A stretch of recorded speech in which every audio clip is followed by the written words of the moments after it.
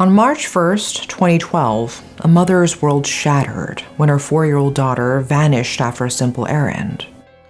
Little Dirang, just 3 months shy of her 5th birthday, stepped out to the nearby grocery store, never to return home alive.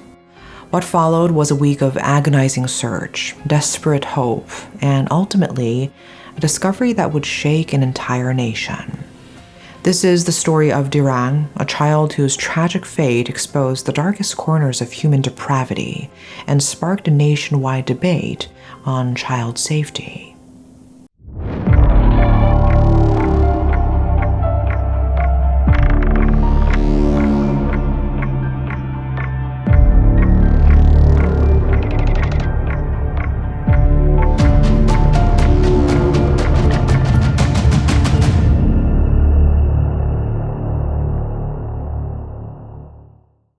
Dirang was a bright and healthy child, born in June 2007 in the beautiful state of Johor, Malaysia. Her full name was Nurul Nadira Abdullah. Her parents, Handri Yanggot and Rosalind Allen, were just like any other family. They loved Dirang dearly, along with her older brother.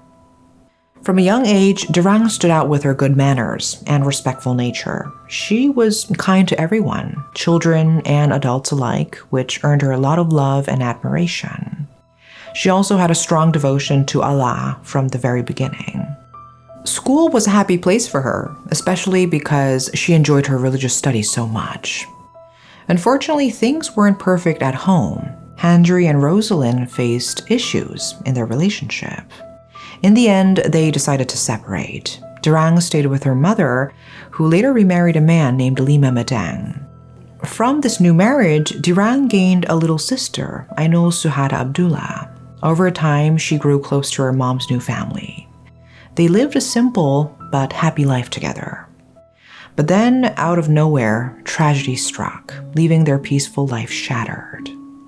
On that fateful morning of March 1st, 2012, Dirang's mother, like countless times before, sent her 4-year-old daughter on a routine grocery run. The neighborhood in Johor, Malaysia had always been considered safe, a place where children played freely on the streets and neighbors looked out for one another. It was a community where everyone knew each other, and the thought of danger lurking around the corner seemed almost inconceivable. Dirang, her pigtails bouncing and her bright eyes gleaming with excitement from the small responsibility, set off to the nearby store. Witnesses later reported seeing the little girl, dressed in her favorite pink t-shirt and blue shorts, walking along the familiar path. As minutes turned into hours, an uneasy silence settled over Dirang's home. Her mother, initially occupied with household chores, began to feel a gnawing worry in the pit of her stomach. The simple errand should have taken no more than 15 minutes. When an hour passed without Dirang's return, the first tendrils of fear began to take root. Dirang's mother stepped out onto the street, her eyes scanning the familiar surroundings for any sign of her daughter. She called out Dirang's name. Neighbors, sensing her distress, emerged from their homes to offer assistance. What started as a casual inquiry soon transformed into a frantic search.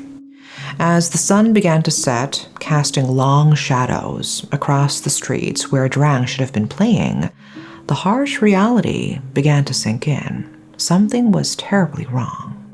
Dirang's father, summoned home from work, joined the growing group of searchers. The family's panic was palpable, infecting the entire community with a sense of dread and urgency.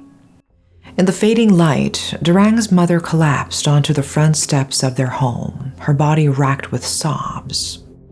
The weight of the situation crashed down upon her. Her precious child, her little Dirang, was missing.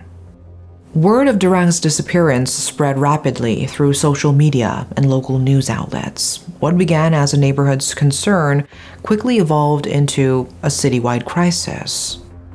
The police swiftly mobilized, launching a massive search operation that covered up to 20 locations around the block where Dirang was last seen. Officers combed through every nook and cranny, employing various methods to locate the missing child. As the search radius expanded, so did the number of people involved. The community's response was nothing short of remarkable. Neighbors who had once merely exchanged polite greetings now stood shoulder to shoulder, united in their determination to find Dirang. Volunteers poured in from surrounding areas, forming search parties that scoured every street, alley, and vacant lot. Just as spirits began to flag, a chilling discovery reignited the search efforts. Dirang's belongings, her slippers, and the groceries she had been sent to buy were found scattered in an oil palm plantation. The location, a mere 200 meters from her home, sent shockwaves through the search teams. Even more disturbing, some items were discovered as far as 500 meters from the initial find, painting a grim picture of Dirang's possible fate. As the investigation progressed, the police cast a wide net, questioning several suspects. A married couple who had recently moved into the neighborhood found themselves under scrutiny, as did a neighbor named Rasmin Mosun. Witnesses had reported seeing Dirang in the company of a man and a woman, fueling speculation and gossip throughout the community. With each passing day, the pressure on law enforcement mounted. The police worked tirelessly, following every lead and examining every piece of evidence, all too aware of the ticking clock and the diminishing chances of finding Dirang alive. Then, on March 7th, a chilling development shattered what little hope remained. Dirang's mother received an anonymous phone call from a woman claiming to have kidnapped her daughter. The caller demanded a ransom of 30,000 ringgit, later reducing it to 10,000 ringgit. The ransom call seemed to offer a glimmer of hope, but fate had a far more sinister revelation in store.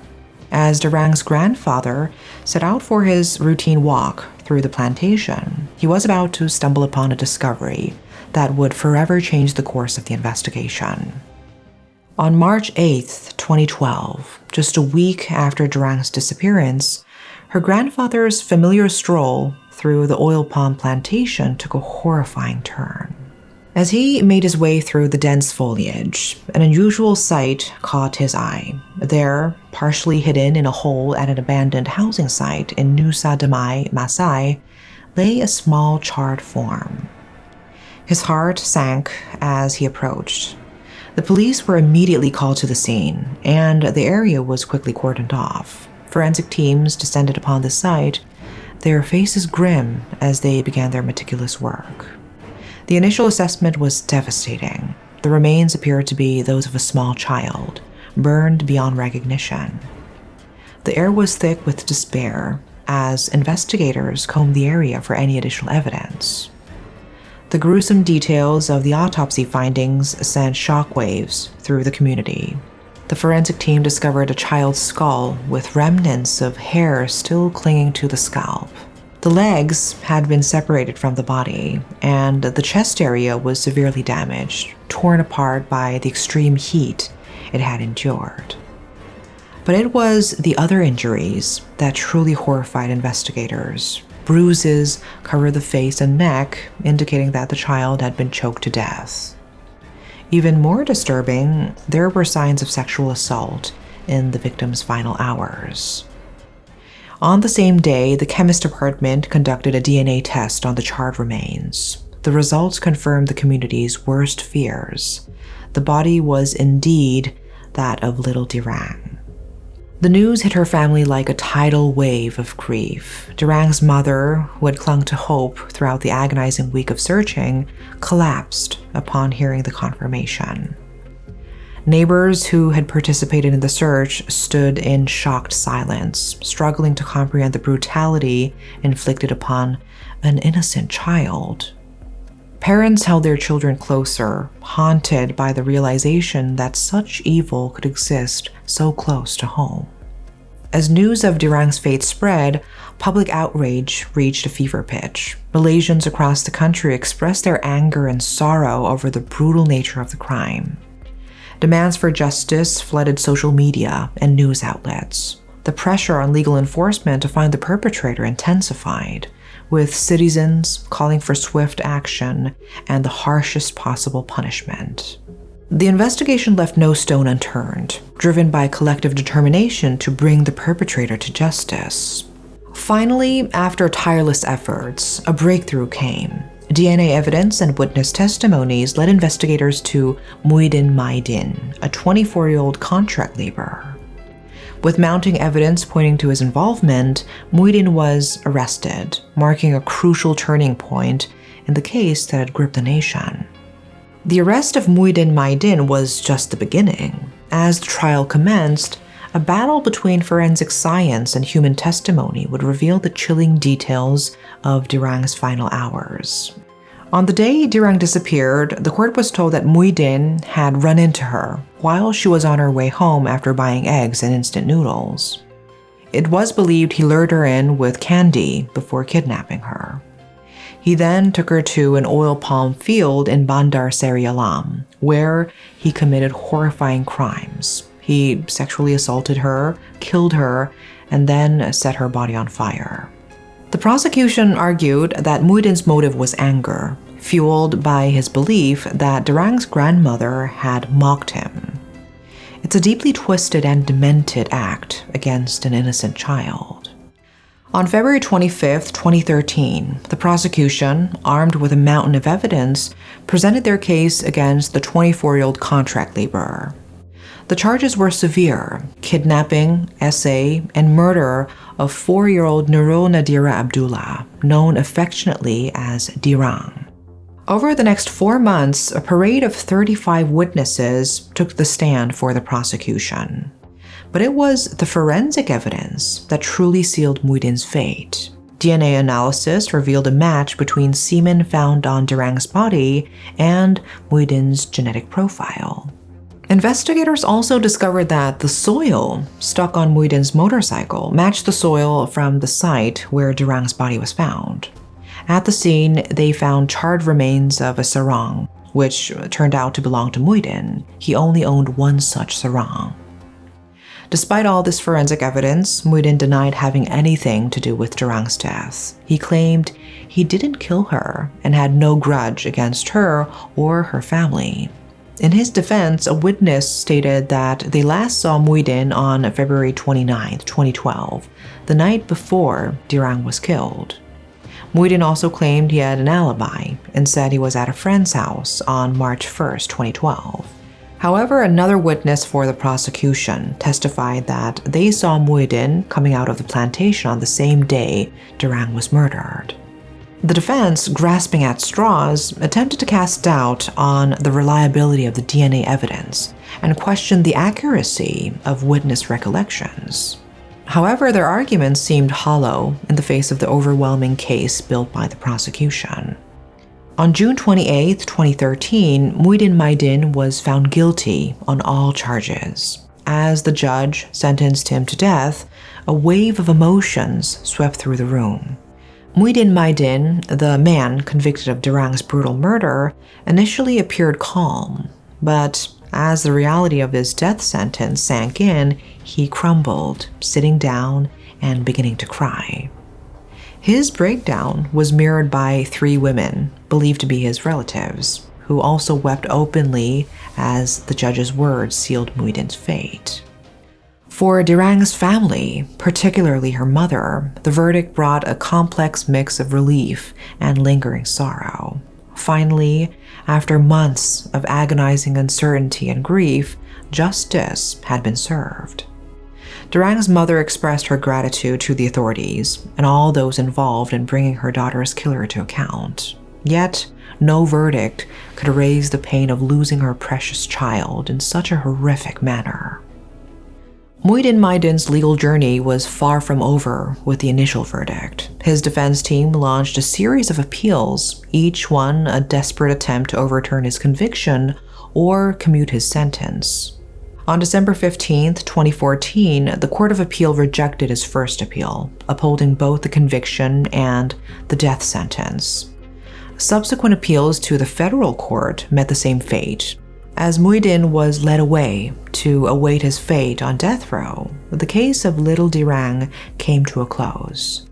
But the impact of her tragic story would continue to resonate throughout Malaysian society, sparking important conversations about child safety and the nature of justice in the face of unimaginable cruelty.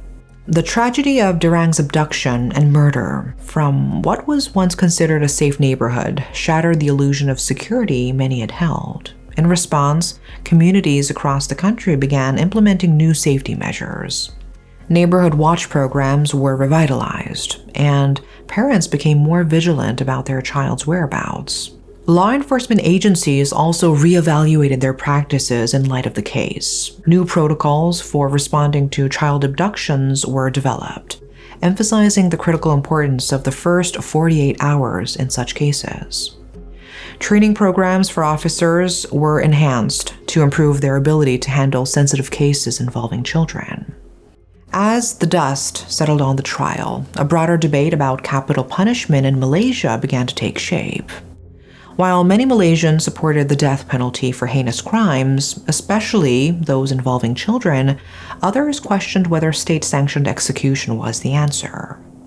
The case became a focal point in discussions about justice, deterrence, and the moral implications of the death penalty.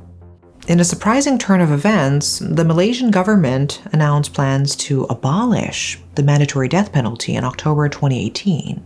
This decision, formalized in April 2023, opened the door for potential resentencing of death row inmates, including Muhyiddin. In July 2023, Muhyiddin joined over 936 other death row inmates in submitting requests for resentencing. However, the brutality of Dirang's murder and the overwhelming evidence against Muhyiddin weighed heavily against any chance of clemency. On July 9, 2024, Muhyiddin's final appeal was heard and ultimately rejected by the federal court. The decision reaffirmed that even in a challenging legal landscape, some crimes are deemed too heinous for any consideration of leniency. As we reflect on Dirang's story, we're confronted with the stark reality that evil can lurk in the most unexpected places. Yet, it also serves as a powerful reminder of our capacity for resilience and positive change. The legacy of this case lives on in every neighborhood watch program, every safety awareness campaign, and every parent who holds their child a little closer.